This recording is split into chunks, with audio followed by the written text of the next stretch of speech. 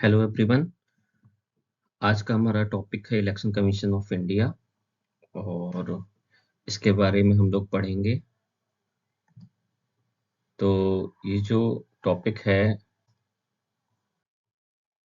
इसमें हम लोग पढ़ेंगे इंट्रोडक्शन, इलेक्शन कमीशन का इलेक्टोरल प्रोसेस के बारे में in general, then election of India, election commission of India, appointment, tenure and budget, powers of election commission of India. उसके बाद एमपीपीसीएस से रिलेटेड हमारा ये कंटेंट रहेगा। स्टेट इलेक्शन कमीशन के बारे में पढ़ेंगे और कुछ इंपॉर्टेंट फैक्ट्स के बारे में भी पढ़ेंगे। चलिए फिर स्टार्ट करते हैं। हमारा जो इलेक्टोरल सिस्टम है उसे लिया गया है यूके से और इलेक्शन कमीशन ऑफ इंडिया आता है पार्ट 15 में, जिसमें आर्टिकल 324 से लेकर 329 तक इलेक्शन कमीशन ऑफ इंडिया के बारे में बताया जाता है। 324 बेसिक है, इसमें अपॉइंटमेंट जो होता है वो बताया जाता है कि इलेक्शन कमीशन ऑफ इंडिया का अपॉइंटमेंट कैसे होता है। 325, 326 और 327, 325, 326 और 327 बेसिकली इसमें पार्लियामेंट के पावर के बारे में कि स्टेट इलेक्शन का जनरल इलेक्शन कैसे होगा, उसके रिलेटेड रूल्स, स्टेट की पावर के बारे में जो रूल्स हैं उनसे रिलेटेड बताए जाते हैं। दूसरा, इलेक्शन कमीशन ऑफ इंडिया जो होता है वो एक कॉन्स्टिट्यूशनल बॉडी है। वो आपको पता ही है क्योंकि ये कॉन्स्टिट्यूशन में इसके बारे में सीधे सीधे फाउंडेशन के बारे में बताया गया है। और इसकी जो फुल ऑटोनॉमी है वो ये है कि ये अपने डिस्क्रिप्शन पे वर्क करेगी इन अब्सेंस ऑफ एनी लॉ।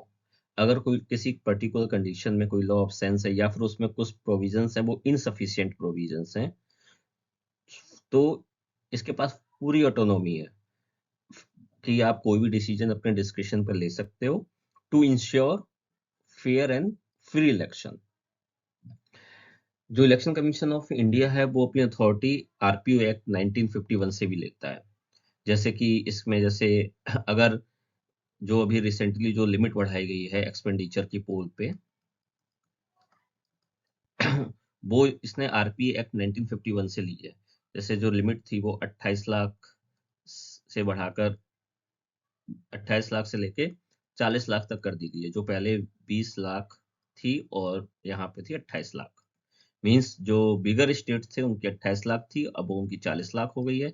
जो स्मॉलर स्टेट थे उनकी 20 लाख थी, वो 28 लाख हो गई है। ये मैं बता रहा हूँ स्टेट लेजिस्लेचर वाले। जैसे बिगर स्टेट में अगर मैं बात करूं तो जैसे यूपी आ जाएगा। ठीक है, यूके के लिए भी ये चीज एप्लीकेबल होती है, उत्तराखंड के लिए। एमपी के लिए क्या है वो आप लोग देख के बताइए कि एमपी स्मॉलर स्टेट में अगर होगा तो 28 लाख है और अगर बिगर स्टेट में होगा तो 40 लाख है। ऐसी अगर हम लोग उसकी बात करें लोकसभा के लिए तो वो 95 लाख तक इंक्रीज कर दी गई है बिगर स्टेट्स के लिए। स्मॉल स्टेट्स के लिए मुझे याद नहीं है लेकिन शायद 75 लाख है। यहाँ ये इंक्रीज लिमिट हो गई है। नेक्स्ट इस ये जो लिमिट एक्सपेंडिचर वाला पूल एक्सपेंडिचर की जो लिमिट है वो आरपी एक्ट से लेता है इलेक्शन कमीशन ऑफ इंडिया। तो इलेक्शन कमीशन ऑफ इंडिया दोनों से पावर ले रहा है। किससे? एक तो कॉन्स्टिट्यूशन से तो ले ही रहा है, बाद में ये जो आरपी एक्ट 1951 बना है इससे भी पावर ले रहा है। नेक्स्ट आते हैं इलेक्शन कमीशन ऑफ इंडिया। इसका हम डिटेल में पढ़ते हैं। इलेक्शन कमीशन ऑफ इंडिया की जो फाउंडेशन थी वो 25 जनवरी 1950 को की गई थी। अब इसमें क्या है कि उस समय इसमें सिंगल इलेक्शन कमिश्नर हुआ करता था। एमपी और स्टेट पीसीएस के लिए ये फैक्ट है। Sukumar Sen was the first election commissioner of India. Question ये भी पूछा जाता है कि कौन सी कॉन्स्टिट्यूशनल बॉडी है जिसकी फाउंडेशन रिपब्लिक होने से पहले हो गई थी, तो वो इलेक्शन कमीशन ऑफ इंडिया है। अभी इस समय जो है 3 इलेक्शन कमिश्नर होते हैं टोटल, चीफ इलेक्शन कमिश्नर को मिला के, और ये है single election commissioner. The body administer election to Lok Sabha, Rajya Sabha and state legislative assembly और state legislative council plus president and the vice president. इन चार के जो ये 4 है पॉइंट, इनके इलेक्शन को इलेक्शन कमीशन ऑफ इंडिया जो है वो एडमिनिस्टर करता है इनके इलेक्शन को। नेक्स्ट है अपॉइंटमेंट एंड कंपोजिशन। जैसे मैंने बताया कि जो कमीशन था इलेक्शन कमीशन ऑफ इंडिया, उसमें पहले चीफ इलेक्शन कमिश्नर एक होता था। अब क्या है, एक चीफ इलेक्शन कमिश्नर होता है, 2 इलेक्शन कमिश्नर होते हैं। ये जो ट्रांजिशन हुआ है, जो ट्रांजिशन था वो 21 ईयर जो एज थी उसको 18 ईयर जब किया गया था, तो गवर्नमेंट ने ये सोचा था कि ये एक्स्ट्रा वर्कलोड हो जाएगा जब इलेक्टर वर्कलोड हो जाएगा। तो उसके लिए उन्होंने क्या किया था कि सिंगल इलेक्शन कमिश्नर की हेल्प के लिए 2 एडिशनल ऐड कर दिए थे। ये जो ऐड किए थे वो कौन से कॉन्स्टिट्यूशन अमेंडमेंट के थ्रू किए थे? 61st। कब किए थे? 1989। और इसको फिर बाद में कुछ साल बाद, 1 या 2 साल बाद इसको फिर से सिंगल कर दिया गया था। सर 1992 में किया था, या आप लोग चेक कर लेना, इस श्योर नहीं हूं मैं, लेकिन फिर से सिंगल इलेक्शन कमीशन कर दिया था। और उसके बाद फिर से ऐसे इसमें 2 एक्स्ट्रा बाद में फिर से जोड़े गए।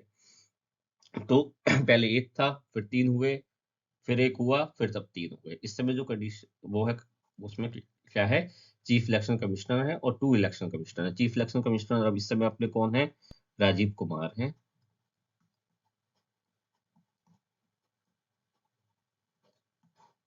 और इलेक्शन कमिश्नर हैं, एक अरुण गोयल है, दूसरे मुझे याद नहीं आ रहे, वो आप लोग चेक कर लीजिएगा। अब इनका अपॉइंटमेंट आर्टिकल 324 में अपॉइंटमेंट बताया गया है। चीफ इलेक्शन कमिश्नर जो होता है वो प्रेसिडेंट के थ्रू होते हैं और अदर इलेक्शन कमिश्नर जो होते हैं वो प्रेसिडेंट के थ्रू होते हैं after consultation of chief election commissioner. No qualification for appointment is mentioned in the constitution. कोई क्वालिफिकेशन नहीं है कि क्या मिनिमम क्वालिफिकेशन होनी चाहिए चीफ इलेक्शन कमिश्नर अपॉइंट करने की। तो जनरली क्या होता है, जो सीनियर ब्यूरोक्रेट होता है या सीनियर आईएएस होते हैं जिनको पब्लिक एडमिनिस्ट्रेशन में एक्सपीरियंस होता है, उनको चीफ इलेक्शन कमिश्नर बना दिया जाता है। अब इसमें क्या होता है कि बहुत सारे जो अदर ऑल इंडिया सर्विसेज है, जैसे आईएफएसओ हुआ या फिर आईपीएस हुआ, इन लोगों को थोड़ा सा ऑब्जेक्शन होता है कि जनरली आईएएस को ही प्रेफर किया जाता है, जो कि रीजनेबल है। नेक्स्ट क्या है, इनका जो टेन्योर है वो 6 ईयर है, 65 ईयर ऑफ एज, जो भी इसमें से पहले आ जाए वो होता है टेन्योर। अभी रिसेंट में एक पिटीशन चल रही है जिसमें एक रिट डाली गई है। लोग शायद उसे, और सुप्रीम कोर्ट ने भी उसे मैंडामस माना है। मैंडामस के थ्रू कुछ ऐसे बात चल रही है। तो इसमें बोला गया है कि जो चीफ इलेक्शन कमिश्नर है या फिर जो इलेक्शन कमिश्नर ऑफ इंडिया है, उनका जो है बार बार टेन्योर जल्दी जल्दी खत्म हो रहा है। कोई 1 साल के लिए आ रहा है, कोई 2 साल के लिए आ रहा है। तो ये इनकी इंडिपेंडेंसी ऑटोनॉमी पर लोग शक कर रहे हैं। लेकिन ऐसा कुछ नहीं है, कि चूंकि ये जो कॉम्बिनेशन है, इसके परम्यूटेशन कॉम्बिनेशन काफी बन जाते हैं। अगर कोई 63 ईयर्स में इलेक्शन कमिश्नर बन रहा है, तो क्या पता उसके पास टोटल 2 साल है। इसमें अगर वो चीफ इलेक्शन कमिश्नर कभी बनेगा या फिर नहीं भी बन सकता है। कोई अगर डायरेक्ट 64 ईयर्स में है, केवल वो 1 साल के लिए ही बन पाएगा, तो उसे 1 साल बाद तो हटाना ही पड़ेगा। जनरली क्या होता है कि जो अपॉइंटमेंट होता है वो इलेक्शन कमिश्नर पे इलेक्शन कमीशन का जो मेंबर बना दिए जाते हैं, जो कन्वेंशन है, और वही सीनियरिटी के हिसाब से प्रमोट होकर चीफ इलेक्शन कमिश्नर बन जाते हैं। कभी कभी क्या होता है कि डायरेक्ट चीफ इलेक्शन कमिश्नर भी बना दिया जाता है। नेक्स्ट आ जाइए, एंजॉय द सेम स्टेटस। जो इलेक्शन कमिश्नर के जो मेंबर होते हैं, चीफ इलेक्शन कमिश्नर होते हैं, उनकी सैलरी या पक्ष दोनों क्या होते हैं, जजेज of supreme court of India के इक्विवेलेंट सेम होते हैं। इक्विवेलेंट नहीं, सेम ही होते हैं। तो ये था अपॉइंटमेंट और कंपोजिशन का।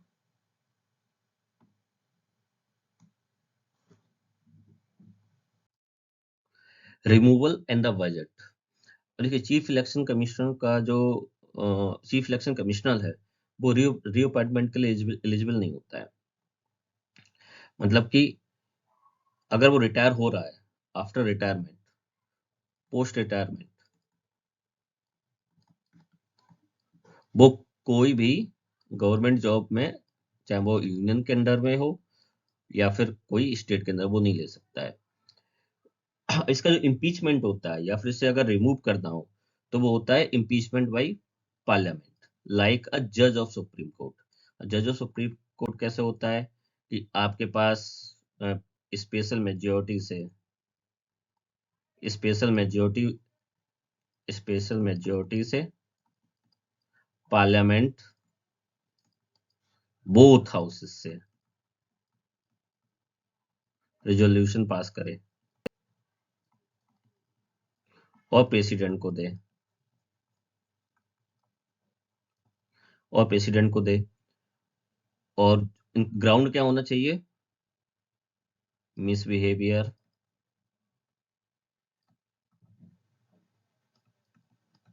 प्रूव्ड मिसबिहेवियर, ये ग्राउंड होता। तो ये जिस तरह से ये जो जज ऑफ सुप्रीम कोर्ट जैसे इम्पीच होते हैं, उसी तरीके से ये चीफ इलेक्शन कमिश्नर इसी तरह से इम्पीच होगा।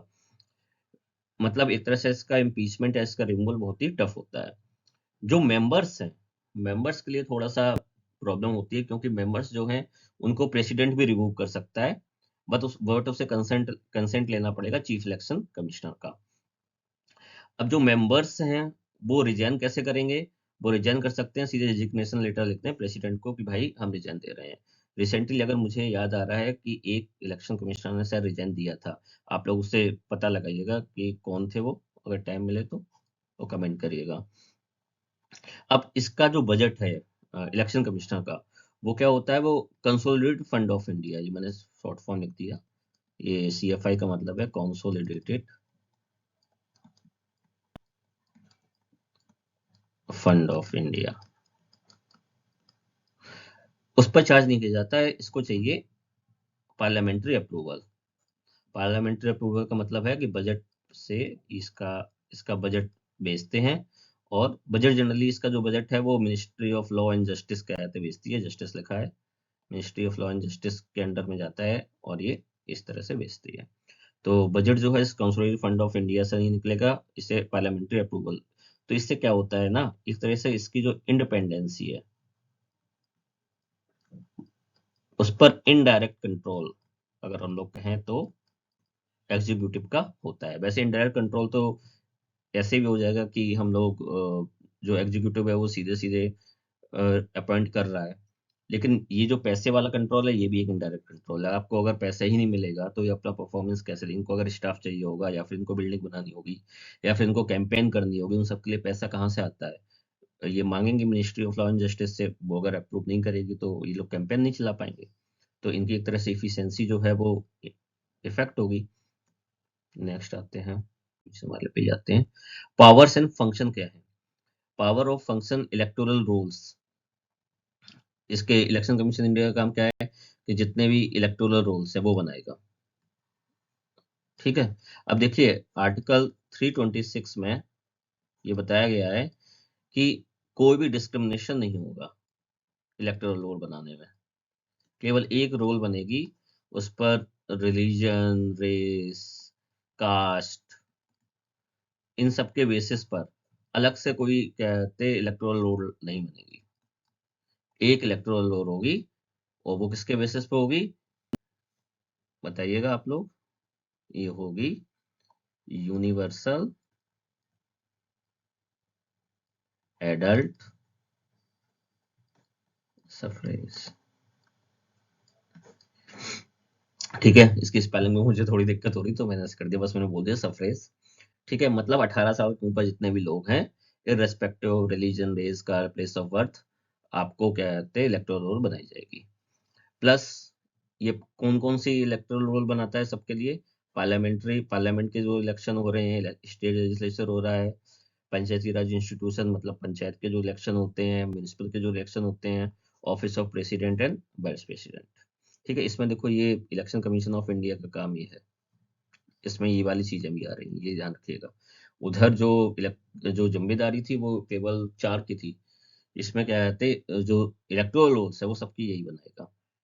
दूसरा इसका काम क्या है, जो सबसे इंपॉर्टेंट काम है, ये वर्ड आपको लिखना ही है क्वेश्चन है, अगर ये वर्ड नहीं लिखोगे आप तो वो एग्जामिनर नंबर आपको कम दे ही देगा।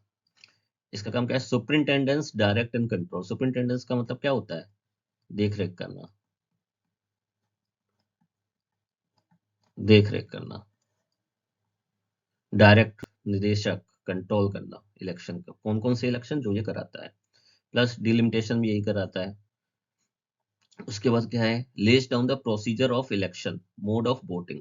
अभी आज ही की न्यूज थी, आज की न्यूज में क्या था कि आज की न्यूज का मतलब अगर आप लोग बाद में देखेंगे तो आप लोग 17-18 जनवरी 2023, ये जो त्रिपुरा में जो इलेक्शन होने वाले हैं उसके लिए इलेक्शन कमीशन ने क्या किया है? रिमोट ईवीएम्स का यूज किया है। रिमोट ईवीएम का यूज क्यों किया है? कि वहां पे जो इंटरनल माइग्रेशन होता है वो बहुत ज्यादा होता है। इस इंटरनल माइग्रेशन के कारण क्या होता है कि लोग जहां पर उनके वोटर आईडी बने हुए हैं वहां पर प्रेजेंट नहीं होते हैं। जब वहां प्रेजेंट नहीं होते हैं तो क्या होता है कि वो वोट नहीं डाल पाते। तो गवर्नमेंट ने क्या बोला कि आप जहां भी होंगे वहां पे हम आपके लिए रिमोट ईवीएम्स बना देंगे, जिस दिन आपके यहाँ वोटिंग होगी उस दिन आप वोट डाल सकते हैं। ये पावर किसकी है? इलेक्शन कमीशन की। उसे किसी से पूछना नहीं पड़ रहा है। उसे लगा कि हाँ, हम लोगों को फेयर एंड फ्री इलेक्शन कराने हैं तो हम और ज्यादा से ज्यादा वोटर्स को लाना है। Every vote is important. तो हम अगर हमें ये करना है तो वो हम करेंगे। दूसरा इसका फंक्शन क्या है कि ये प्रेसिडेंट और गवर्नर्स को क्या करती है? एडवाइस देती है रिगार्डिंग डिसक्वालिफिकेशन ऑफ मेंबर्स। जैसे एमपी और एमएलए की बात हो रही है यहाँ पे, इनके डिसक्वालिफिकेशन के लिए ये प्रेसिडेंट और गवर्नर्स को एडवाइस देते हैं। आप लोग मुझे ये बताएंगे कि ये जो एडवाइस है वो बाइंडिंग होती है या नहीं होती है? बाइंडिंग होती है या नहीं होती है? ठीक है। दूसरा, मॉडल कोड ऑफ कंडक्ट ये बनाता है। रिकॉग्निशन देता है कि कौन सी पार्टी नेशनल होगी, कौन सी पार्टी रीजनल होगी। अभी जो गुजरात में चुनाव हुए उसके बाद क्या हुआ? आपको क्या हुआ? आपको नेशनल पार्टी बना दिया गया। आपको नेशनल पार्टी बना दिया गया। ठीक है, तो ये हो गया। ये मैं थोड़ा रब कर दे रहा हूँ, अच्छा नहीं लगता।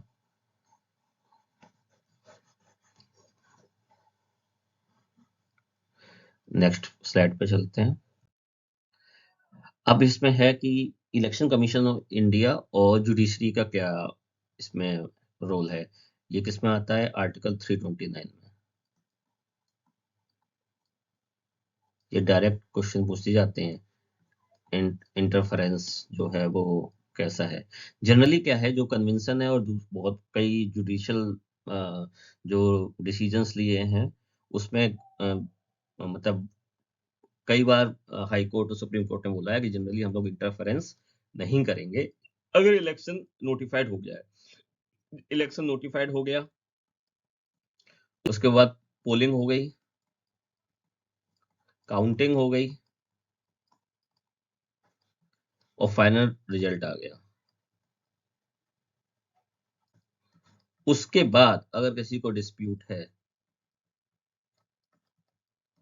तो वो जाके हाई कोर्ट में जा सकता है या सुप्रीम कोर्ट में जा सकता है। अब इसमें थोड़ा सा ट्रिक है। इसमें ट्रिक ये है कि अगर इलेक्शन प्रेसिडेंट और वाइस प्रेसिडेंट का है तो पटिशन किस में होगी? सीधे सीधे सुप्रीम कोर्ट में जाएगी, आर्टिकल 71। अब अगर स्टेट लेजिस्लेचर या फिर पार्लियामेंट से रिलेटेड कोई डिस्प्यूट है तो पेटिशन कहाँ जाएगी? अब इसके लिए देखो क्या है, कॉन्स्टिट्यूशन में दो तरीके दिए गए हैं। एक तो है ये 323 बी के अकॉर्डिंग जाओ, उसमें क्या है, आप ट्रिब्यूनल बनाओगे, ट्रिब्यूनल फॉर अदर मैटर्स। 320 ये ट्रिब्यूनल डिसाइड करेगा कि डिस्प्यूट अगर होता है इसमें, और अगर इससे कोई सेटिस्फाई नहीं हो रहा है तो वो कहाँ जाएगा? हाई कोर्ट में जाएगा। वो डायरेक्ट हाई कोर्ट में भी जा सकता है, पिटिशनर डाल के डायरेक्ट हाई कोर्ट में भी जा सकता है। तो 323 के थ्रू भी जा सकता है और डायरेक्ट हाई कोर्ट में भी जा सकता है। जनरली लोग डायरेक्ट हाई कोर्ट में ही जा सकते हैं क्योंकि ट्रिब्यूनल की बात कोई जनरली मानेगा नहीं, तो वो डायरेक्ट हाई कोर्ट चले जाते हैं। और हाई कोर्ट का भी अगर हाई कोर्ट से भी सेटिस्फाई नहीं हो तो सुप्रीम कोर्ट का डिसीजन फिर फाइनल है। तो प्रेसिडेंट और वाइस प्रेसिडेंट में तो पूरा क्लियर है कि कैसे होगा, कि सीधे सीधे सुप्रीम कोर्ट में आप जाओ। लेकिन अगर पार्लियामेंट्री लेजिस्लेचर या स्टेट लेजिस्लेचर से रिलेटेड इलेक्शन में कोई अगर डिस्प्यूट हो रहा है, तो आपके पास आप ट्रिब्यूनल में भी जा सकते हो। ट्रिब्यूनल बनाएगा कौन? ट्रिब्यूनल अगर गवर्नमेंट ही बनाएगी, और गवर्नमेंट बनाएगी तो मुश्किल है कि लोग उस पर बिलीव करेंगे। तो जनरली ये बहुत कम लोग ट्रिब्यूनल में जाते हैं, ये लोग सीधे हाई कोर्ट में जाते हैं। नेक्स्ट पे आइए। अब है state election commission of Madhya Pradesh. अब देखो एमपीपीसीएस वालों के लिए ये बहुत इंपॉर्टेंट है। एमपीपीसीएस में क्या होता है, प्रीलिम्स में काफी क्वेश्चंस जो हैं फैक्चुअल पूछे जाते हैं। तो इसमें फैक्चुअल चीजें मैंने काफी जितनी हो सकती है वो रखी है। बाकी इसमें जो मेंस से रिलेटेड जो चीज है, लिखने वाली चीज है, वो सीधे सीधे जो आपका इलेक्शन कमीशन है उसमें आप प्रेसिडेंट को गवर्नर से कर दो, पार्लियामेंट को स्टेट लेजिस्लेचर से कर लो, हाई सुप्रीम कोर्ट को हाई कोर्ट से कर लो। मोर लेस वैसे ही होता है। स्टेट इलेक्शन कमीशन क्या है, उसको वो स्टेट इलेक्शन कमीशन को 73 और 74 जो अमेंडमेंट आए थे, कॉन्स्टिट्यूशनल अमेंडमेंट एक्ट, उसमें बनाने की बात हुई थी। इन्होंने जो 243 के था वो पंचायत के लिए था, और 243 जेड जो था वो था म्यूनिसिपैलिटी के लिए। इसमें लोग कंफ्यूज ये हो जाते हैं, वो 243 के को कर देते हैं म्यूनिसिपल, क्योंकि ये बड़ी है और ये पहले आ गया। ऐसा नहीं है, जो 243 के है वो पंचायत का है, 73 जो है वो पंचायत का है, 74 जो म्यूनिसिपल का है। अब क्या है कि जो फैक्ट, दूसरा फैक्ट आ गया, 1 फरवरी 1994 को एमपी स्टेट इलेक्शन कमीशन की स्थापना हुई। ठीक है। हाँ, इसका जो पहला जो इलेक्शन कमिश्नर थे उन्होंने चार्ज कब लिया? 15 फरवरी 1994 को। तो यहाँ से ही इसका अगर हम कहें एज्यूम्ड फंक्शन, तो 15 फरवरी 1994 लिखोगे तो आपको लैंग्वेज पे जाना है क्वेश्चन की, बहुत इंपॉर्टेंट होता है। हाँ फर्स्ट, हाँ ये भी इंपॉर्टेंट है। First election commissioner, state election commissioner कौन थे एमपी के? एन बी लोहानी, याद कर लेना। अभी कौन से हैं? बसंत प्रताप सिंह। अगर कोई दूसरे हो तो प्लीज हम मुझे बता दो। मैंने तो एमपी की जो स्टेट इलेक्शन कमिश्नर की जो साइट थी उसको रेफर किया है। नेक्स्ट पे आइए, appointment of SCC state election commission. अब अपॉइंटमेंट की बात हो रही है तो क्या हो रही है कि इसका अपॉइंटमेंट जो होता है वो किसके थ्रू होता है? आर्टिकल 243 के पार्ट 1 क्लॉज 1 सॉरी, ये गवर्नर के द्वारा अपॉइंट किए जाते हैं। इनका जो टिन्योर है as per the law made by state legislature, इसमें आपका ये नहीं है कि 6 ईयर और 65 ईयर की एज, ऐसा कुछ नहीं है। As per the law made by state legislature मतलब अब इसमें इंडिपेंडेंसी और खत्म हो गई, ऑटोनॉमी और खत्म हो गई। रिमूवल अगेन लाइक ए जज ऑफ हाई कोर्ट, हाँ इम्पीच करना भी मुश्किल है। अब देखिए क्या हुआ, अभी रिसेंट में क्या हुआ था, सुप्रीम कोर्ट ने भी रूल बनाया कि no person working under government should be made state election commissioner. हुआ क्या था कि गोवा में, आप लोग चेक करना शायद गोवा यहाँ, गोवा में क्या उन्होंने लॉ सेक्रेटरी जो था, लॉ सेक्रेटरी, मतलब आप सोचिए लॉ सेक्रेटरी जो अगर कोई है तो वो इतना सीनियर सीनियर भी नहीं होगा, उसको एडिशनल चार्ज दे दिया किसका? स्टेट इलेक्शन कमिश्नर का। तो भाई तुम तुम्हारे पास अभी भी ऑप्शन है, तुम ये सीख करोगे कि हम लॉ सेक्रेटरी से हम चीफ सेक्रेटरी बन जाए, तो तुम वही काम करोगे जो गवर्नमेंट बोलेगी। कर सकते हो, करोगे नहीं, कर सकते हो। तो ये तो फिर कॉन्फ्लिक्ट ऑफ इंटरेस्ट हो गया। तो सुप्रीम कोर्ट ने बोल दिया भाई कोई भी पर्सन है, ऑफिशियल है गवर्नमेंट के अंदर, अगर वो है तो पहले वो रिजाइन करे, उसके बाद अगर वो एलिजिबल हो रहा है तो वो स्टेट इलेक्शन कमिश्नर बना दिया जाए। तो अभी सुप्रीम कोर्ट ने रूल बनाया था, ये आप लोग ध्यान रखिएगा।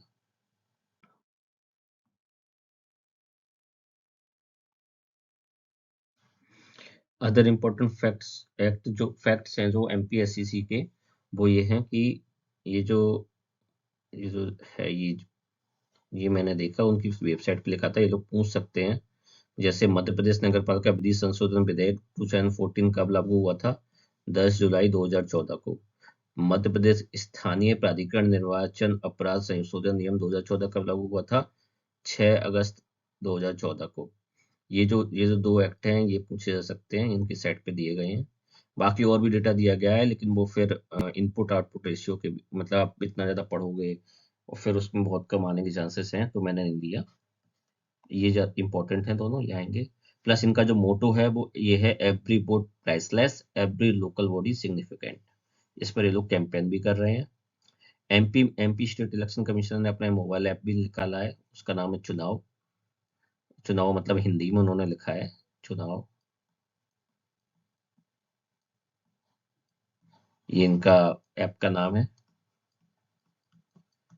MP election commission, state election commission का। तो ये कुछ फैक्ट हैं जो एमपीपीसीएस के लिए काफी इंपॉर्टेंट है। तो ये हुआ आपका इलेक्शन कमीशन ऑफ इंडिया से रिलेटेड। आपको कोई भी प्रॉब्लम आ रही हो, कोई भी दिक्कत आ रही हो, इसमें मैंने कोई भी चीज़ मिस की हो या गलत बोली हो, आप लोग मुझे कमेंट करके बता सकते हैं, मैं उससे सही कर लूंगा। So thank you. ये मैंने पोइम लिखी है, जयशंकर प्रसाद जी की है। वही है रक्त, वही है देश, वही साहस है वैसा ज्ञान, वही है शांति, वही है शक्ति, वही हम दिव्य आर्य संतान। जिए तो सदा इसी के लिए, यही अभिमान रहे यही हर्ष, निछावर कर दे हम सर्वस्व हमारा प्यारा भारतवर्ष। Thank you.